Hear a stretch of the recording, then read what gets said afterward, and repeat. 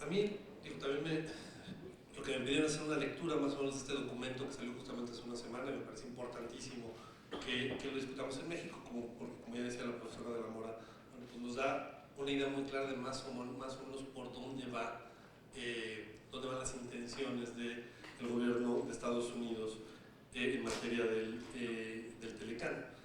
Y lo primero que tengo que decir es que coincido completamente con la primera frase de la profesora de la Mora. ¿Qué quiere Trump?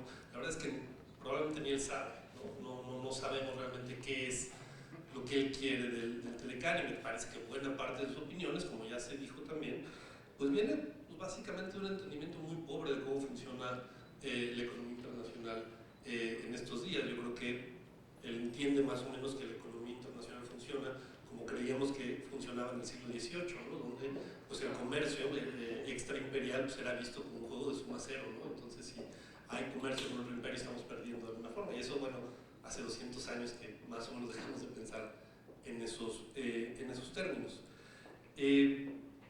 Ahora, yo tengo una lectura un poquito diferente del documento. Me parece que el documento, no una diferencia fundamental, pero sí en algunos de los matices. Yo creo que el documento es sobre todo un documento de una naturaleza esquizofrénica, ¿no? Que sí, empieza ciertamente con estos elementos muy proteccionistas, muy anti-libre comercio. Lo que era eliminar el capítulo 19 es sin duda una medida anti-libre comercio. Y así hay, digamos, otras que ya describió muy bien la profesora de la Mora y en las que no me voy a detener. Hay otras que sorprenden un poco, de hecho, que estén ahí, ¿no? Esto de, al final del documento, estas dos líneas sobre la manipulación cambiaria. Yo creo que no se han dado cuenta que van a negociar con México, con Canadá, no con China, ¿no? Y si, digamos, y si ha tenido una política cambiaria en México en los últimos 20 años, ha sido la contraria, ha sido mantener alto el valor del peso lo que podamos, ¿no? Hasta donde se puede, y el Banco de México interviene para mantener más o menos el tipo de cambio a niveles altos. No estamos devaluando estratégicamente, que es lo que, digamos, si México y Canadá estuvieran todo el tiempo devaluando estratégicamente, pues uno entendería que Estados Unidos dijera, oigan, aquí hay un asunto que tenemos que arreglar, pero la verdad es que o sea, esas dos líneas están por fuera de la realidad, o sea, ese no es un problema, por lo menos en esta región. Entonces, sí, tiene estos elementos y tiene otros que también, como decía la profesora de la Mora, parecen una contradicción, es por lo que yo creo que es un tanto esquizofrénico, ¿no? Hay un montón de otros elementos que están ahí en la agenda porque ciertamente ha cambiado la relación comercial entre los tres países miembros del NAFTA, pues ha cambiado en 20 años, pues tenía que cambiar. Y hay un montón de cosas que no se discutieron entonces que ahora habría que poner en la mesa y que más o menos coinciden con la agenda del TPP, ¿no? El asunto del comercio digital, de propiedad intelectual, sobre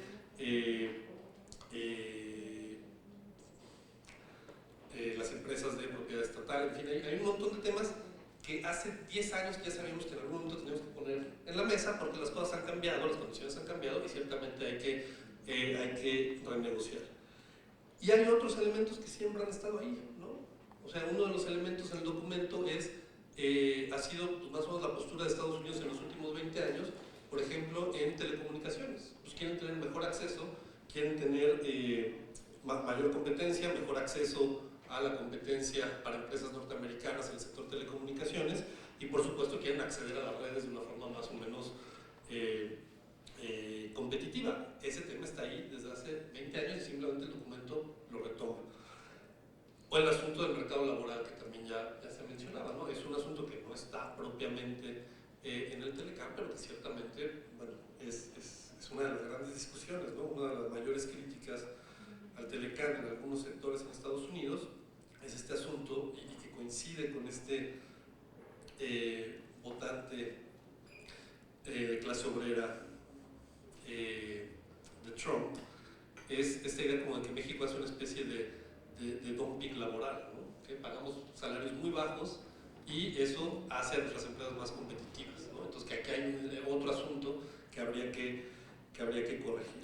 Entonces yo lo que veo es un documento que contiene todo tipo de elementos que ciertamente hay que discutir, elementos que siempre han estado ahí y sí tiene también estos otros elementos que son claramente pues lo que ha cambiado del 8 de noviembre para acá, ¿no? Que son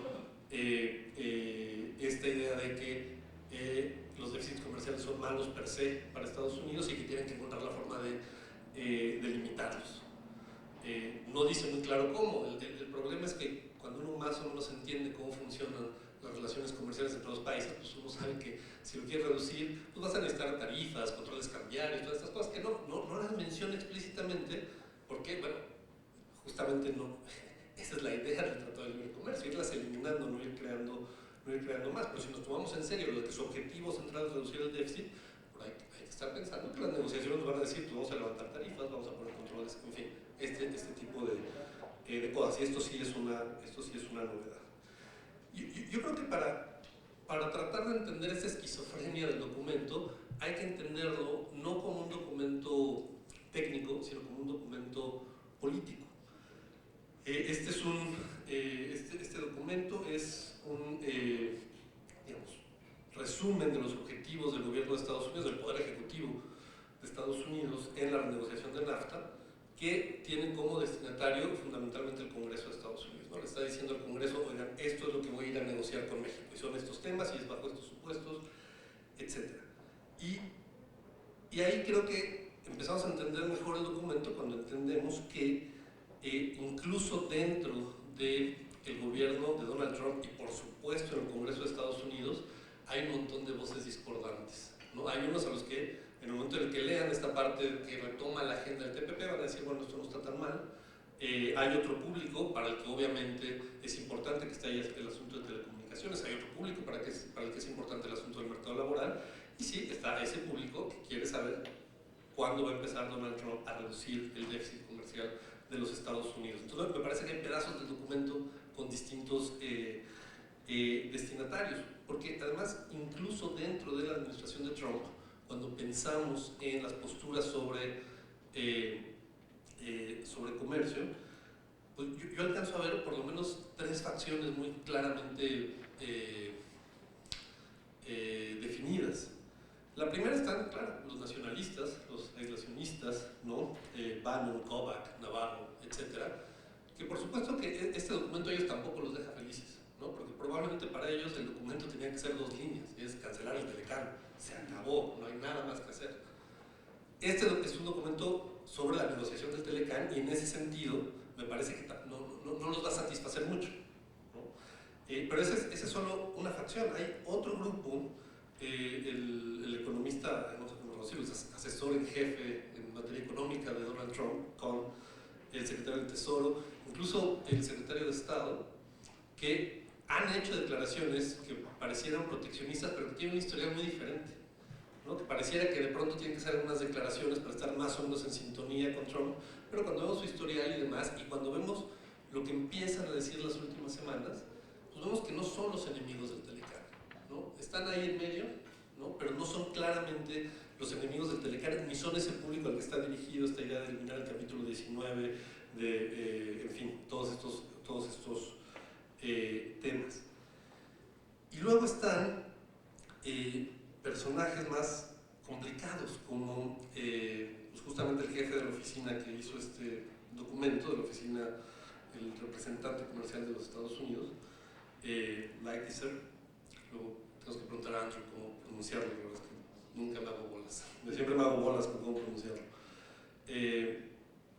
Y Ross, el secretario de Comercio, que son figuras complicadas, porque ciertamente tienen una fama anti-comercio, anti-trade, pero son personajes que siempre han estado ahí, ¿no? Que siempre han sido como muy pragmáticos y que han participado en un montón de negociaciones comerciales, y sí, seguramente les ha tocado ser en esas negociaciones muchas veces el policía malo, pero en general forman parte de esa vieja burocracia americana que lo que está acostumbrada en los últimos 20 años es a tratar de negociar acuerdos comerciales, no en los términos de Trump, sino en los términos de que, bueno, un acuerdo comercial hay que ganar concesiones y hay que hacer concesiones, en fin, una cosa más tradicional, manejable, etcétera. Ross, de hecho, era demócrata, se registró republicano en noviembre del 2016. No es un personaje, digamos, como no es el más trompista entre ese grupo de trompistas. Y Lighthizer es una figura interesante además, porque pues sí, trabajó en el Departamento de Comercio en los años 80 y demás, y luego en su práctica privada pues ha defendido a gobiernos extranjeros o empresas extranjeras que que están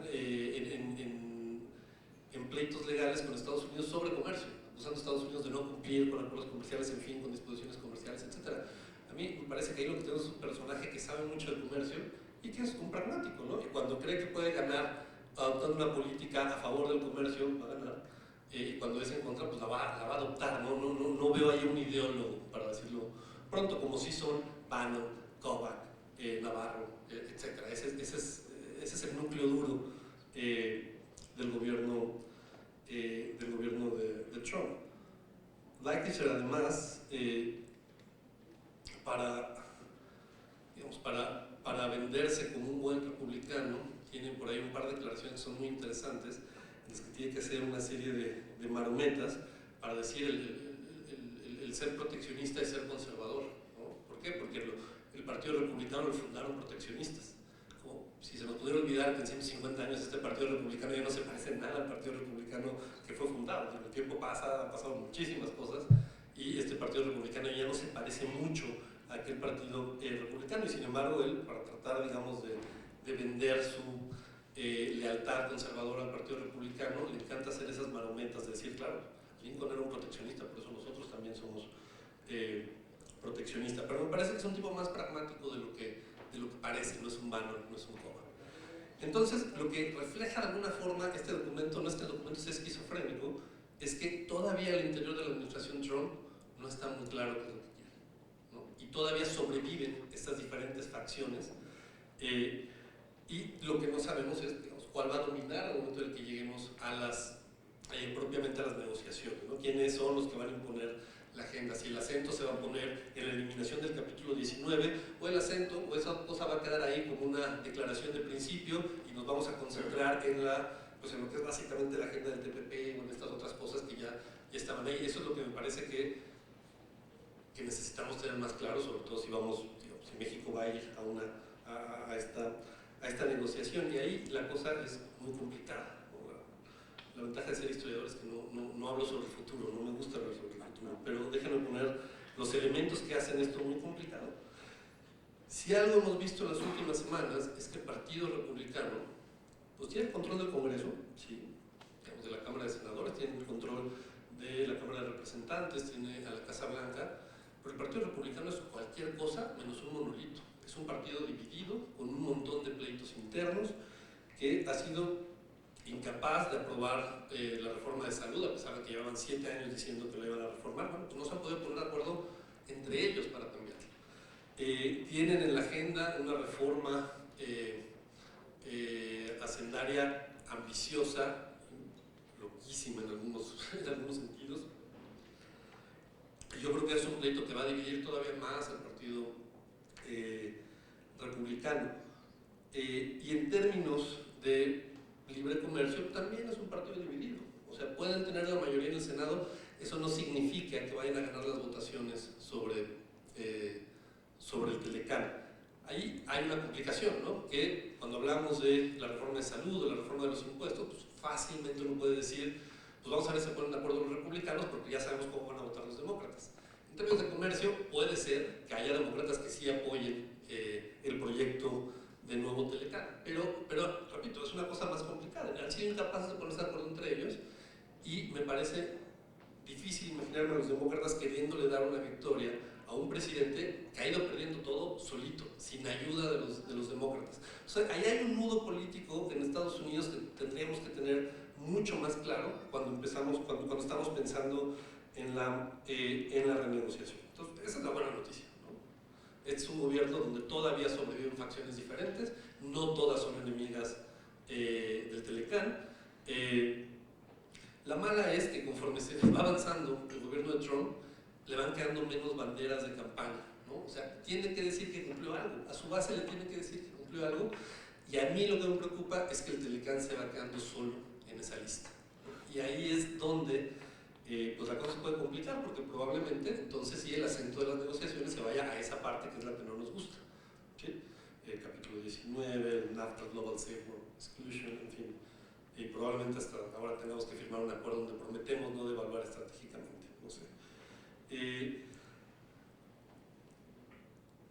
Y creo que todo depende también de qué pase con la popularidad del presidente Trump. Yo creo que es uno de los indicadores que tenemos que ir siguiendo en México casi día con día, cada que haya una encuesta. Un hecho indudable es que Donald Trump es un presidente impopular, ¿no? Históricamente, a estas alturas de su gobierno, es creo que imposible encontrar un presidente tan impopular. La mala es que parece que es impopular, pero estable, ¿no? Pasan y pasan y pasan cosas y las encuestas lo siguen manteniendo más o menos al mismo nivel de impopularidad. Entonces tampoco creo que sea muy realista esperar que esto de pronto empiece a desbaratarse. Afortunadamente hay otras cosas que van a distraer la agenda del Poder Ejecutivo. Creo que mientras hablamos, el cuñado de Trump está en el Congreso hablando sobre sus vínculos, ya salió de la reunión sobre sus vínculos con los rusos, etc. Y bueno, eso, digamos, eso también importa, porque probablemente eso empieza a mermar esa popularidad que necesita Trump para impulsar su modelo de Telecán, para obligarnos a decirle hay cosas que son inaceptables, entonces mejor no salimos, ¿no? Si ese es, digamos, finalmente el producto que le quiere entregar a su electorado. ¿Qué creo que debe hacer México en este contexto? Yo creo que cualquier discusión sobre el Telecán tenemos que empezar siendo bastante autocríticos y decir, la verdad es que hace 15 años debimos haber empezado a pensar en renegociar el Telecán, ¿no? Hay muchos de estos temas que obviamente no se podían incluir en los 90s y que sabíamos que eventualmente íbamos a tener que poner en la mesa. A partir de que China entró a la OMC, bueno, pues el Telecán no rinde los frutos que pensamos que nos iba a rendir durante más tiempo cuando se aprobó. Entonces sí creo que estas reflexiones sobre dónde está el Telecán, hacia dónde deberíamos empujarlo y demás, pues lo debíamos haber empezado hace 15 años, y había quienes lo decían hace 15 años. Me acuerdo cuando se hablaba ¿cómo le decían? El Telecán Plus o una cosa así, había una discusión sobre para dónde empujar esto. Es una pena que lo que nos lleve a la mesa de negociaciones no sea esta idea, sino pues, que Donald Trump es presidente de Estados Unidos, ¿no? Y finalmente es lo que nos empuja a llegar a esa negociación. Y es un problema porque no nada más porque sea Donald Trump y por su agenda, sino porque además nos hace llegar a esa mesa, me parece, en una posición negociadora relativamente débil. Donde pues ya Trump dijo que él se puede salir, y es muy difícil negociar con alguien que trae bajo la manga la carta de o es como yo digo o me salgo, ¿no? Ahí digamos, un momento más o menos de tranquilidad para mí, que soy un observador de estas cosas, fue cuando el secretario de Economía en México también dijo, bueno, no nos tenemos que quedar con el Telecán, o sea, tampoco es obligatorio, ¿no? Porque eso, no porque yo quiera que desaparezca el Telecán, sino porque pues esa tiene que ser la posición negociadora, ¿no? No podemos llegar a decir, pues dinos lo que quieras que le hagamos al Telecán con tal de que lo dejes. Y tenemos que decir, bueno, pues México existía antes del Telecán y va a existir después del Telecán, y pues si ustedes no quieren Telecán, pues tampoco les vamos a dar cualquier Telecán que quieran, ¿no? Y eso me parece que es importante. Pero sí pondría, digamos, el énfasis aquí en el asunto del poder de negociación del Estado mexicano. Estados Unidos ya nos dijo que concesiones quiere más o menos en este documento, pues va siendo hora de que pongamos las nuestras en claro, en un documento. No sé cómo funciona ahí la relación, por ejemplo, entre el Congreso y la Secretaría de Economía, pero estaría bueno que también estuvieran obligados a entregar un documento como este que se entregó al Congreso de Estados Unidos, donde México diga, bueno, pues vamos a ver una negociación, pues estos son nuestros puntos, y con esta claridad, que no sé si existe esa agenda en México, no sé si existe alguna dependencia, pero ojalá fuera tan pública como esta y que la pudiéramos incluir en esta discusión. Y el otro asunto que también mencionaba la profesora de la Mora es que no he visto a ninguno de los tres gobiernos con tanta prisa como el mexicano por las negociaciones. Este asunto de que en diciembre tenemos que terminar. Yo creo que eso también nos pone una mala posición negociadora, ¿no? Yo entiendo que vienen elecciones aquí, vienen elecciones allá. Si esto se alarga se puede complicar. Pero hay que pensar no en cómo debilitar nuestro poder de negociación, sino en cómo fortalecerlo. Ya sé que hoy en día esto es muy complicado por la situación en México y demás, pero deberíamos tener, y para eso es, digamos, por ejemplo, el Senado de la República, pues una postura de Estado sobre esta reforma. De tal forma que reduzcamos la incertidumbre que la elección va a traer a esa negociación, porque de otra forma es irnos a sentar en una negociación con muy poco poder o relativamente poco poder de negociación. Entonces yo lo que concluiría es, creo que es muy importante entender que Estados Unidos nunca ha sido monolítico, ni lo es hoy, ni siquiera la administración Trump es una administración monolítica, y que creo que México como un jugador de esta negociación comercial, pues tiene que aprender a aprovechar esas divisiones internas del trumpismo y ir construyendo, digamos, una postura negociadora mucho más sólida que la que percibo que tenemos